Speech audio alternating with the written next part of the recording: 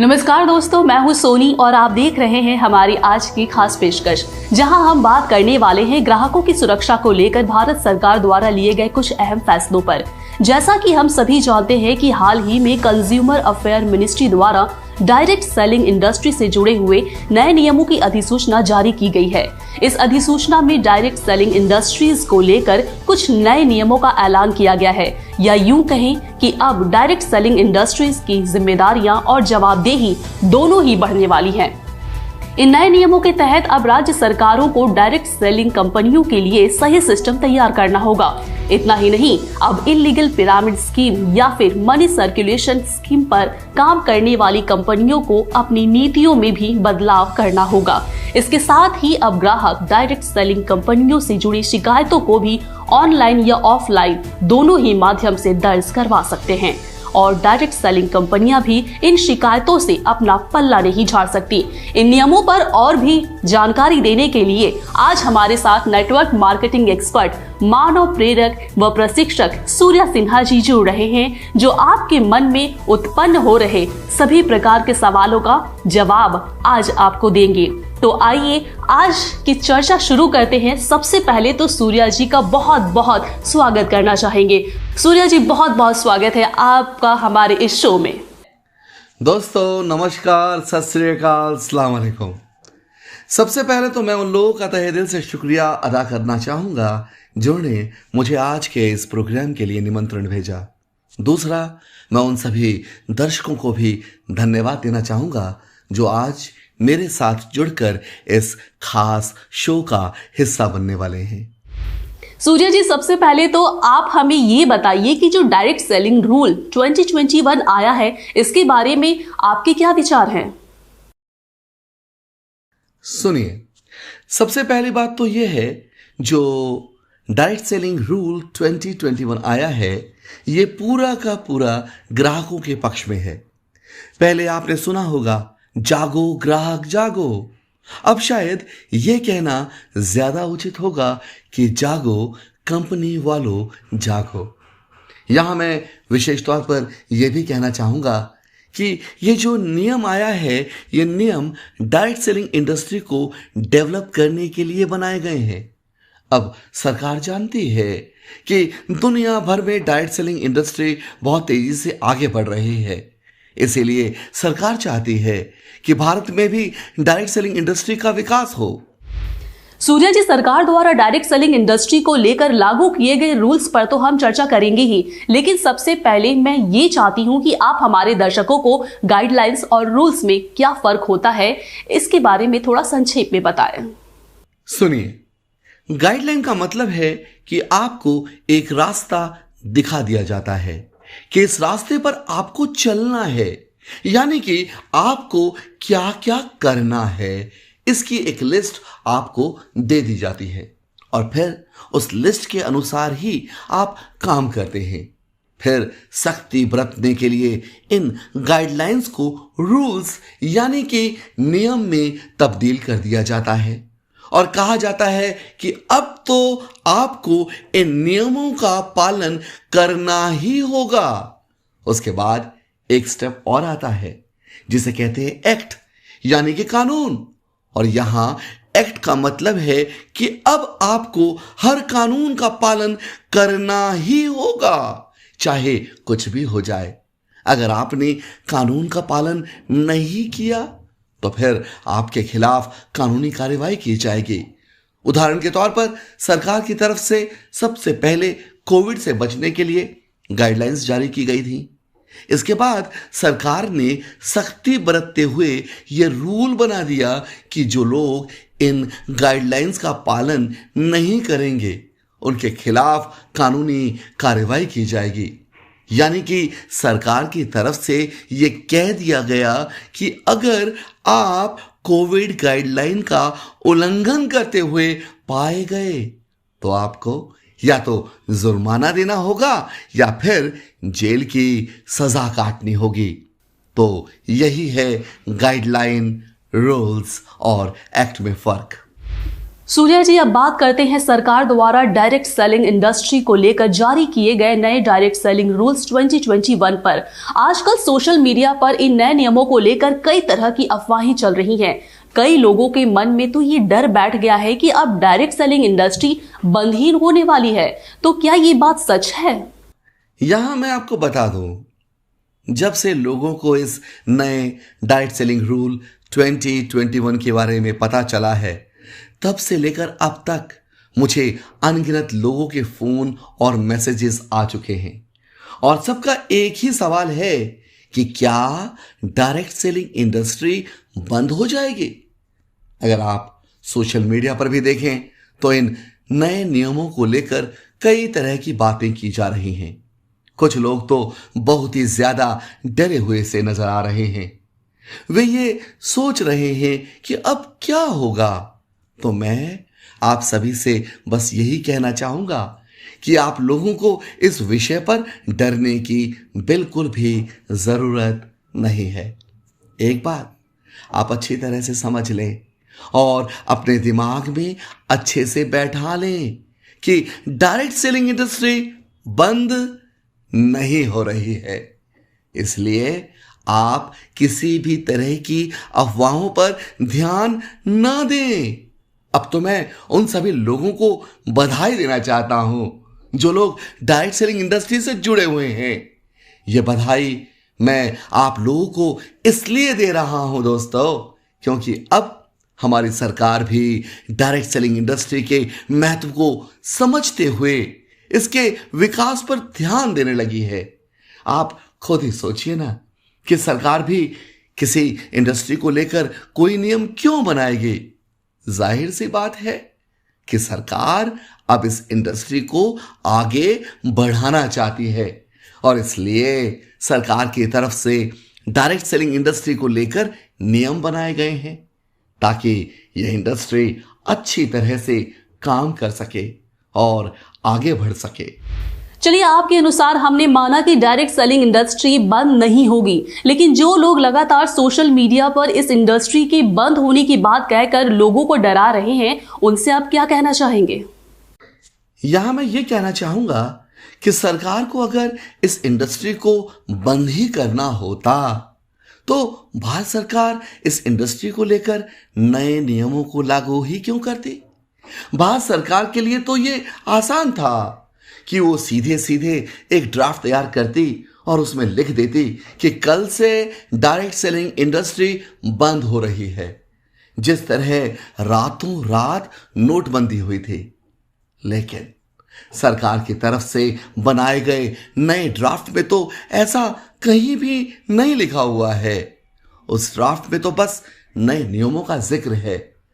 अब ये बात तो हम सभी अच्छे से जानते ही हैं कि सरकार नए नियमों को क्यों बनाती है, ताकि सही काम सही तरीके से वह नियम के हिसाब से होते रहे। और यहां हो क्या रहा है कि जिन लोगों का डायरेक्ट सेलिंग इंडस्ट्री से कुछ लेना देना ही नहीं है, वो ही लोग इस इंडस्ट्री के बंद होने की अफवाह फैला रहे हैं। इसीलिए मैं आपसे एक बार फिर से यही कहना चाहूंगा कि आप इन अफवाहों पर विश्वास ना करें। इसमें कोई सच्चाई नहीं है। आप बिल्कुल बेफिक्र रहिए। कई लोग तो ऐसे भी हैं जो ये सोच रहे हैं कि भारत में डायरेक्ट सेलिंग इंडस्ट्री के नाम पर कुछ ही कंपनियां हैं और ये नया नियम सिर्फ इन कुछ कंपनियों को ही प्रभावित करेगा।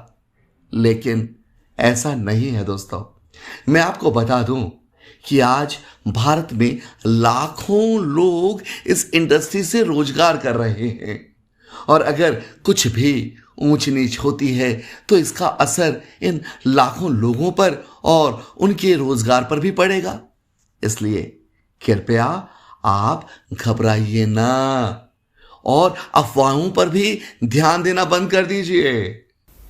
सूर्या जी, इस नियम में पिरामिड स्कीम और मनी सर्कुलेशन स्कीम का भी जिक्र है, तो क्या आपको लगता है कि इस नए नियम के तहत पिरामिड स्कीम या मनी सर्कुलेशन स्कीम पर सरकार लगाम लगा पाएगी? हाँ, यह बात तो निश्चित है कि गलत कंपनियों पर लगाम तो लगेगी ही, खास तौर पर उन कंपनियों पर जो इलीगल पिरामिड स्कीम्स पर काम कर रही हैं, जिसे कि मनी सर्कुलेशन स्कीम या पॉन्जी स्कीम कहना ज्यादा उचित होगा। जो कंपनियां मनी सर्कुलेशन स्कीम पर काम कर रही हैं, यानी कि जो कंपनियां लोगों को बेवकूफ बनाकर उनसे पैसे ऐंठ रही है, अब ऐसी कंपनियों को सतर्क होने की आवश्यकता है, क्योंकि गलत तरीके से डायरेक्ट सेलिंग के नाम पर काम कर रही कंपनियों को सुधारने के लिए ही तो सरकार की तरफ से नियम बनाए गए हैं। वहीं दूसरी तरफ जो कंपनियां सच्चाई, ईमानदारी और देश के सभी नियम व कानून का पालन करते हुए काम कर रही है, उन्हें घबराने की बिल्कुल भी जरूरत नहीं है। उन कंपनियों को सिर्फ सरकार की तरफ से जो नियमों में मॉडिफिकेशन किए गए हैं उन्हें लागू करना पड़ेगा। इन नियमों को लागू करने के लिए सरकार की तरफ से डायरेक्ट सेलिंग इंडस्ट्री को 90 दिनों तक का समय भी दिया गया है। तो अगर आप और आपकी कंपनी सही है तो आपको बिल्कुल भी चिंता करने की कोई जरूरत नहीं।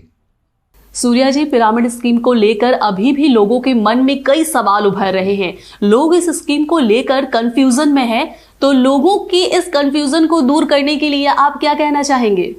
मैं ये बात अच्छे से जानता हूं कि लोग पिरामिड स्कीम को लेकर थोड़े कंफ्यूज हैं, लेकिन हमारे लिए इस स्कीम को समझना बेहद जरूरी है।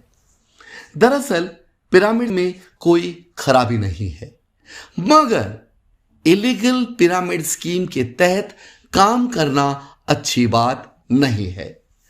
अब आप यहां ये सोच रहे होंगे कि ये इलीगल पिरामिड स्कीम क्या होता है, तो मैं आपको बता दूं कि पिरामिड हर जगह है, चाहे वो ट्रेडिशनल बिजनेस हो या फिर नेटवर्क मार्केटिंग बिजनेस।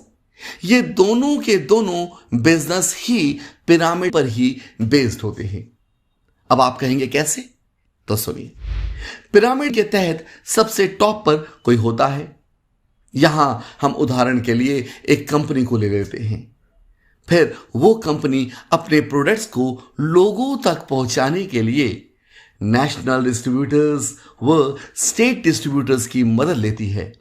फिर नेशनल डिस्ट्रीब्यूटर्स व स्टेट डिस्ट्रीब्यूटर्स के पास से वो प्रोडक्ट रीजनल डिस्ट्रीब्यूटर्स तक पहुंचते हैं। फिर वही प्रोडक्ट होलसेलर तक पहुंचते हैं। फिर वही प्रोडक्ट्स साधारण रिटेलर्स के पास पहुंचते हैं और फिर वहीं से वो प्रोडक्ट्स रिटेलिंग शॉप के माध्यम से ग्राहकों तक पहुंचते हैं। यहां हमने क्या देखा कि एक लीगल पिरामिड स्ट्रक्चर तैयार हुआ। यहां इस सिस्टम में हर लेवल पर लोग अपना काम करते हैं और अपने काम का मेहनताना परसेंटेज या कमीशन के रूप में लेते हैं। इसीलिए ये एक लीगल पिरामिड है। लेकिन आजकल मार्केट में ऐसी बहुत सी कंपनियां हैं जो इलीगल पिरामिड स्कीम पर काम कर रही हैं, यानी कि इसमें टॉप पर मौजूद कंपनी ज्वाइनिंग फीस के नाम पर या फिर किसी पैकेज के नाम पर लोगों से पैसे ले लेती है। फिर वो कंपनी उन लोगों को और नए लोगों को ज्वाइन कराकर उसके एवज में उनके पैसे डबल करने या ट्रिपल करने का लालच देती है। भोले भाले सीधे साधे लोग भी उस कंपनी के लालच में आ जाते हैं, लेकिन बाद में उन्हें जब यह पता चलता है कि उनके हाथ कुछ नहीं लगा और उन्होंने उस कंपनी में जो पैसे लगाए थे वो सभी के सभी पैसे भी डूब गए। दरअसल इसे मनी सर्कुलेशन स्कीम या पॉन्जी स्कीम भी कहा जाता है, जहां कंपनी बड़े बड़े वादे करके लोगों से पैसे तो ले लेती है, लेकिन बदले में उन्हें वैल्यू ऑफ मनी नहीं देती है। यानी कि लोगों के पैसों के वैल्यू का कोई प्रोडक्ट या सर्विसेज उन्हें नहीं देती है, और ये सारा का सारा पैसा कंपनी की जेब में और बीच के लोगों में ही चला जाता है, और बॉटम में मौजूद व्यक्ति को उसके पैसों के एवज में कुछ भी नहीं मिलता और वो ठगा हुआ सा रह जाता है। ये तो कहलाता है इलीगल पिरामिड स्कीम।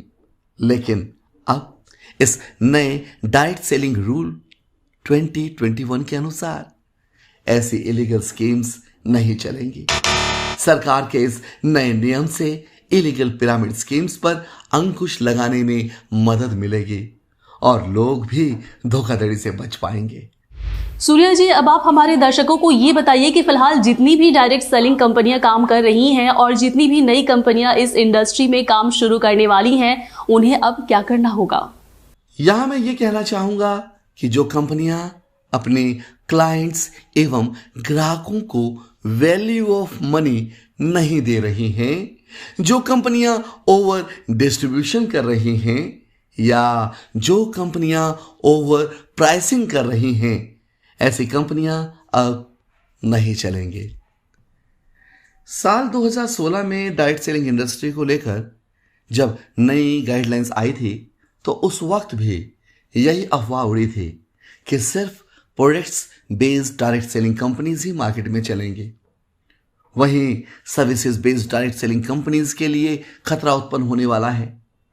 लेकिन अगर आप सरकार द्वारा तैयार किए गए इस नए ड्राफ्ट को देखेंगे तो यहां सरकार की तरफ से हर जगह यह लिखा गया है कि all the products and services based direct selling companies, यानी कि दोनों तरह की डायरेक्ट सेलिंग कंपनीज के लिए सरकार की तरफ से ये नियम बनाए गए हैं। इसके साथ ही लोगों के मन में यह ख्याल भी आता है कि गुड्स में क्या हमारा खुद का मैन्युफैक्चरिंग यूनिट होना चाहिए। तो यहां मैं आपको बता दूं कि डायरेक्ट सेलिंग रूल 2021 के अनुसार फिलहाल ये जरूरी नहीं है कि प्रोडक्ट की मैन्युफैक्चरिंग भी आपकी स्वयं की हो। हां, इतना जरूर है कि जो प्रोडक्ट्स आप बेच रहे हैं उसका ट्रेडमार्क आपके पास होना बेहद जरूरी है। सूर्या जी, आपको क्या लगता है कि सरकार की तरफ से ये जो नए नियम बनाए गए हैं उससे डायरेक्ट सेलिंग इंडस्ट्री को फायदा होगा या ये रूल्स इस इंडस्ट्री को बेहतरी की ओर लेकर जाएंगे? देखिए, एक बात तो तय है कि सरकार ने डायरेक्ट सेलिंग इंडस्ट्री की बेहतरी के बारे में सोचकर ही ये नियम बनाए हैं। हालांकि इन नए नियमों में कुछ पॉइंट्स ऐसे भी हैं जिन्हें लेकर अभी भी चर्चाएं चल रही हैं। तो यह कहना जल्दबाजी होगी कि नियमों से डायरेक्ट सेलिंग इंडस्ट्री को कितना फायदा होगा। लेकिन हमारे लिए सबसे अच्छी बात तो ये है कि अब सरकार भी इस इंडस्ट्री के महत्व को समझ रही है। सरकार भी डायरेक्ट सेलिंग इंडस्ट्री के भविष्य को लेकर सोच रही है। तभी तो सरकार की तरफ से डायरेक्ट सेलिंग इंडस्ट्री को लेकर यह नया ड्राफ्ट तैयार किया गया है ताकि हम ये अच्छे से जान सकें कि हमें क्या करना है और क्या नहीं। सूर्या जी, इस नए ड्राफ्ट में कंपनियों के फिजिकल लोकेशन होने की भी बात कही गई है।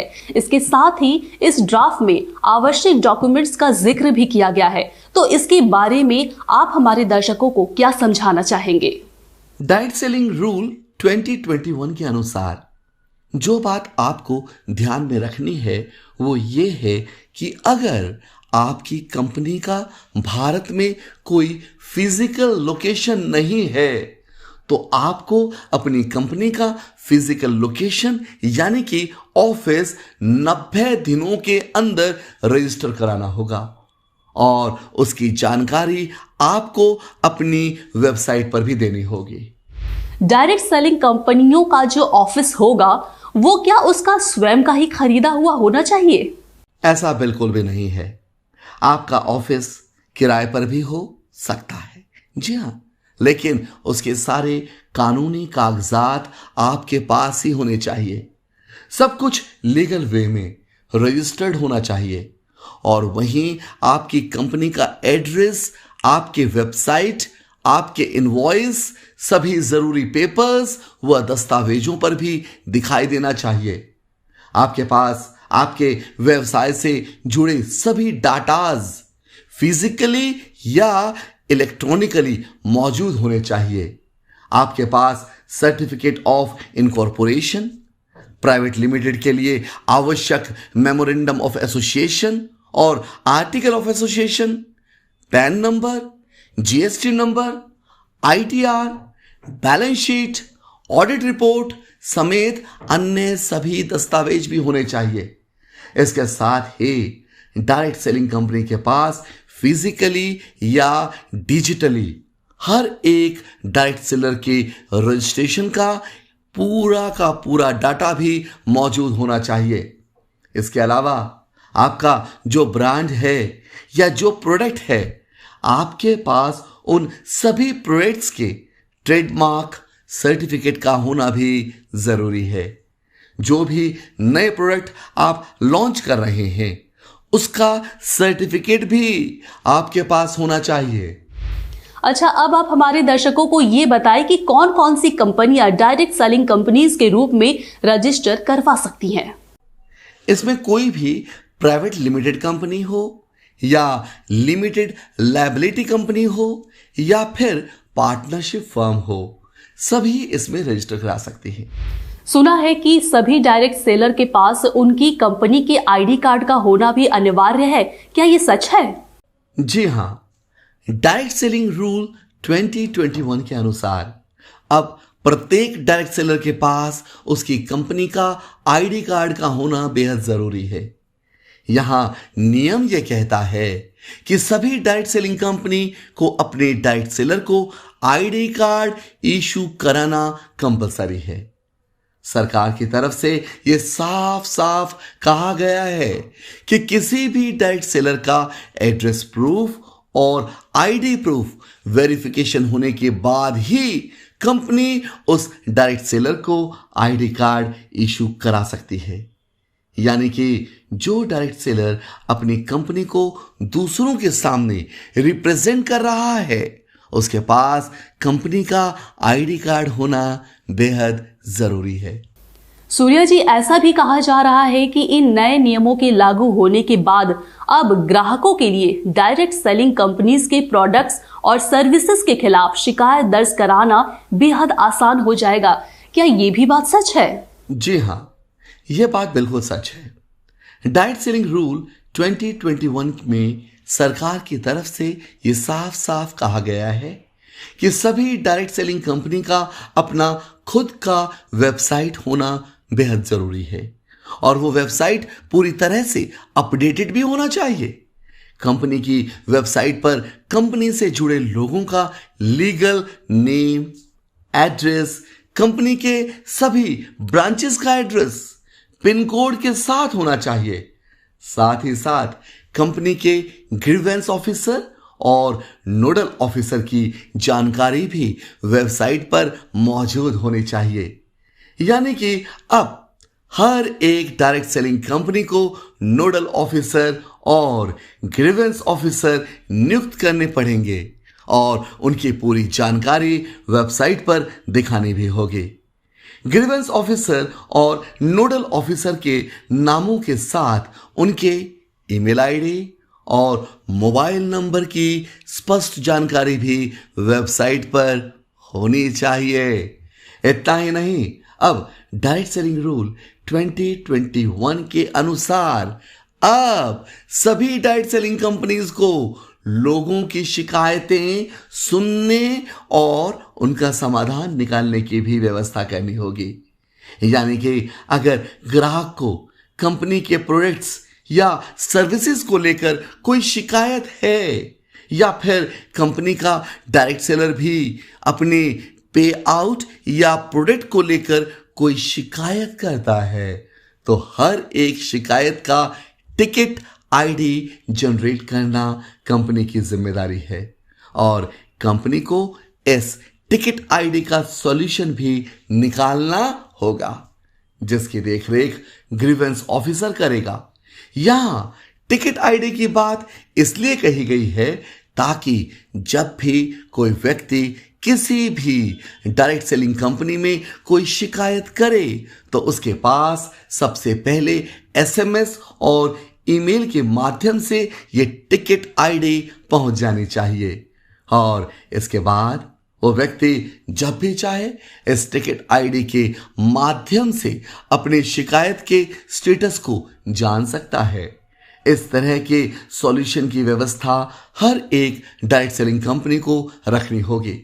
इस नए नियम में यह भी कहा गया है कि कोई भी व्यक्ति अगर कोई शिकायत करता है तो 48 घंटों के अंदर कंपनी को उसका रिस्पॉन्स देना होगा और 30 दिनों के अंदर कंपनी को उस शिकायत का समाधान भी निकालना होगा। अगर कंपनी 30 दिनों के अंदर किसी भी शिकायत का समाधान नहीं निकाल पाती है तो उस कंपनी को इसका कारण भी शिकायतकर्ता को बताना होगा। तो ये नया नियम काफी दिलचस्प है और ये नियम डायरेक्ट सेलर और ग्राहकों के पक्ष में ही है। क्या भारत सरकार के इस नए नियम से बाजारों में बिक रहे फर्जी प्रोडक्ट्स की बिक्री पर रोक लगेगी? जो कंपनियां अपने प्रोडक्ट्स को बढ़ा चढ़ाकर लोगों के सामने पेश कर रही है, क्या इस पर अब अंकुश लगेगा? भारतीय सरकार के द्वारा तैयार किए गए इस नए ड्राफ्ट में एक बात बार बार कही गई है कि कहीं भी प्रोडक्ट्स की मिस सेलिंग नहीं होनी चाहिए। देखिए, यह पॉइंट बहुत ही ज्यादा महत्वपूर्ण है। अक्सर हम देखते हैं कि बहुत सारी कंपनियां अपने प्रोडक्ट्स को, उसकी विशेषताओं को इतना ज्यादा बढ़ा चढ़ाकर दिखाती है कि वो लोगों को भ्रमित कर देती हैं, और जब लोग उन प्रोडक्ट्स का इस्तेमाल करते हैं तो उन्हें उसका कोई खास परिणाम नहीं मिलता है। आजकल तो इस तरह के फर्जी विज्ञापनों की भी भरमार हो गई है, इसलिए सरकार की तरफ से ये साफ साफ कह दिया गया है कि डायरेक्ट सेलिंग कंपनीज के प्रोडक्ट्स या सर्विसेज के अंदर जो खासियत है वो सिर्फ उसी के बारे में लोगों को बताएं। अगर कोई डायरेक्ट सेलर किसी भी प्रोडक्ट की गलत जानकारी लोगों को देता है तो इसकी जिम्मेदारी भी डायरेक्ट सेलिंग कंपनीज को ही लेनी होगी और उसका खामियाजा कंपनी और डायरेक्ट सेलर दोनों को ही भुगतना पड़ेगा। तो इसका सीधा सा मतलब यह है कि किसी भी डायरेक्ट सेलिंग कंपनी को अपने किसी भी प्रोडक्ट को मिस सेलिंग नहीं करना है। अगर ऐसा होता है तो इसकी जिम्मेदारी उस कंपनी और उस प्रोडक्ट को बेचने वाले डायरेक्ट सेलर दोनों को ही लेनी होगी। इसके अलावा कंपनी को अपने प्रोडक्ट्स की एक्सपायरी डेट, प्राइसिंग, उसमें इंक्लूड टैक्सेस समेत अन्य सभी जानकारियां भी स्पष्ट रूप से लोगों को देनी होंगी। इसके अलावा हर एक डायरेक्ट सेलिंग कंपनी को national consumer helpline of the central government का हिस्सा भी बनना होगा। ये अति आवश्यक है। सूर्या जी, इस नए ड्राफ्ट में जीएसटी नंबर व कुछ पॉइंट्स का जिक्र है जिसे लेकर लोग कंफ्यूज हैं। उन्हें ठीक से कुछ बातें समझ भी नहीं आ रही है। क्या आप लोगों को इस मामले में कुछ समझाना चाहेंगे? जरूर। मैं आपको ड्राफ्ट में लिखे एक ऐसे पॉइंट के बारे में भी बताना चाहूंगा जो काफी महत्वपूर्ण है। बताया गया है कि इस पॉइंट को लेकर पैनल में काफी चर्चाएं भी हुई और इसे लेकर थोड़ा सा कंफ्यूजन भी है। दरअसल ये पॉइंट है डायरेक्ट सेलर्स के लिए, जहां कहा गया है obtain goods and service tax registration, permanent account number registration, all applicable trade registrations and licenses, and comply with the requirements of applicable laws, rules and regulations for sale of a product। अब यहां ज्यादातर लोग यही सोच रहे हैं कि हर एक डाइट सेलर को अपना जीएसटी नंबर लेना पड़ेगा। लेकिन यहां जो सरकार कहना चाहती है वो ये है कि हर एक के लिए ट्रेड रजिस्ट्रेशन कराना जरूरी है। तो यहां सरकार ये रिप्रेजेंट करना चाहती है कि अगर कोई डायरेक्ट सेलर किसी डायरेक्ट सेलिंग कंपनी से प्रोडक्ट्स खरीद कर खुद की होम फ्रेंचाइजी या शॉपिंग पॉइंट से सेल आउट करने वाला है तो उन सभी डायरेक्ट सेलर के पास GST number, PAN number, trade licence व अन्य आवश्यक लाइसेंस का होना जरूरी है। अब यहां सोचने वाली बात यह है कि अगर मेरा कोई शॉपिंग सेंटर है ही नहीं तो मैं जीएसटी नंबर का क्या करूंगा। दूसरी बात, मैं जो सामान ऑर्डर कर रहा हूं इसके बाद अगर मेरे पास जीएसटी नंबर है और मेरे टीम के किसी प्रोस्पेक्ट को वही प्रोडक्ट बेच रहा हूं तो क्या उस बिल में मेरा नाम आएगा? नहीं, बिल में उसी कंपनी का नाम रहेगा जिसका वो प्रोडक्ट है। तो यहां फिर कंपनी के जीएसटी नंबर की ही जरूरत पड़ेगी। लेकिन जब मैं उस प्रोडक्ट को अपने पास रखता हूं और उसे मैं बेचता हूं जिसमें बिल में सोल्ड बाय में मेरा नाम आता है, कंपनी का सिर्फ लोगो रहता है, तब जाकर मुझे जीएसटी नंबर, पैन नंबर व अन्य प्रकार के रजिस्ट्रेशन की जरूरत पड़ती है। तो ये डायरेक्ट सेलर के लिए नहीं है बल्कि जो होम शॉपिंग या फ्रेंचाइजी ले रहे हैं उन सबको इन नियमों का पालन करना अनिवार्य है। तो अब जितने भी फ्रेंचाइजी शुरू हो रहे हैं, जितने भी centre point, pickup point open हो रहे हैं, उन सभी को जीएसटी नंबर, पैन नंबर व अन्य प्रकार के रजिस्ट्रेशन कराना अनिवार्य है। यहां मैं आप सभी को एक बात विशेष रूप से बता दूं कि इस नए ड्राफ्ट में कुछ पॉइंट्स ऐसे भी हैं जिनको लेकर लगातार चर्चाएं चल रही हैं। हो सकता है कि आने वाले समय में सरकार उन पॉइंट्स पर थोड़ा विचार करे, लेकिन खुशी की बात यह है कि डायरेक्ट सेलिंग इंडस्ट्री को लेकर सरकार ने कम से कम कोई रूल तो बनाए। और हां, अगर कोई डायरेक्ट सेलर किसी पिछड़े व छोटे राज्य से बिलोंग करता है और उसकी वार्षिक आय 10 लाख से ज्यादा है तो उसे भी जीएसटी नंबर लेना होगा। और वहीं अगर कोई डायरेक्ट सेलर किसी संपन्न राज्य व शहर से बिलोंग करता है और उसकी वार्षिक आय 20 लाख से ज्यादा है तो उसके लिए भी जीएसटी नंबर का लेना जरूरी है।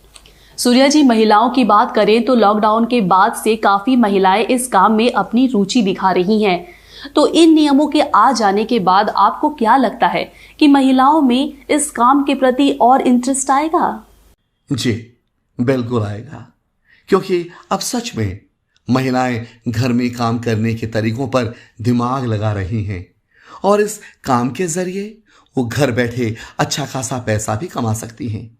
और इस नए नियम के आ जाने से तो ये काम महिलाओं के लिए और भी आसान हो गया है। पहले महिलाओं को यह डर लगता था कि कहीं वो किसी फ्रॉड कंपनी के साथ तो नहीं जुड़ रही हैं, क्योंकि महिलाओं को अपने घर के परिवार वालों को जवाब भी देना पड़ता होता था। तो अब इन नियमों के आ जाने से महिलाएं भी इस काम को बहुत ही आराम से घर पर बैठे हुए कर पाएंगे। सूर्या जी, अब अंत में मेरा आपसे निवेदन है कि आप सभी डायरेक्ट सेलर या नेटवर्कर को एक बार अच्छे से बता दें कि सरकार की तरफ से उनके लिए क्या क्या नियम बनाए गए हैं और अगर वे इन नियमों का पालन नहीं करेंगे तो उन्हें क्या खामियाजा भुगतना पड़ेगा। अब सभी डायरेक्ट सेलर और नेटवर्कर्स को नियम के दायरों में रहकर काम करना होगा। इसलिए यह बेहद जरूरी है कि मैं जिन 8 नियमों के बारे में आप सभी को बताने जा रहा हूं सभी डायरेक्ट सेलर्स इन रूल्स को अच्छे से सुन लें और समझ लें और इन नियमों के तहत ही अपने काम को आगे बढ़ाएं। तो सुनिए रूल नंबर 1। इसके तहत कोई भी डायरेक्ट सेलर अपने ग्राहकों को निजी यानी कि पर्सनल सूचना को कहीं भी किसी दूसरी जगह जाहिर नहीं करेगा।